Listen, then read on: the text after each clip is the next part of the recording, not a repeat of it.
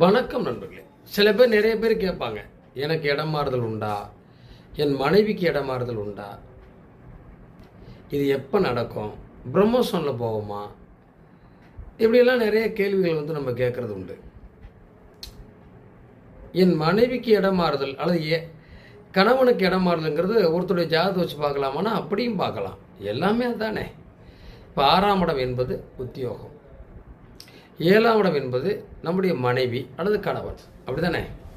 அப்போது உங்கள் லக்கணத்துக்கு 12ஆம் இடம், உங்கள் மனைவிக்கு 6ஆம் இடம். 6ஆம் இடம் தான் உத்தியோகம். அப்போது அந்த 12ஆம் இடத்துடைய திசையோ புத்தியோ அந்த காலத்தில் வருது, பலமாக இருக்குது அப்படின்னா கண்டிப்பாக அவங்களுக்கு இடம் மாறுதல், பிரம்மோஷன் அந்த காலகட்டத்தில் நடக்கும்.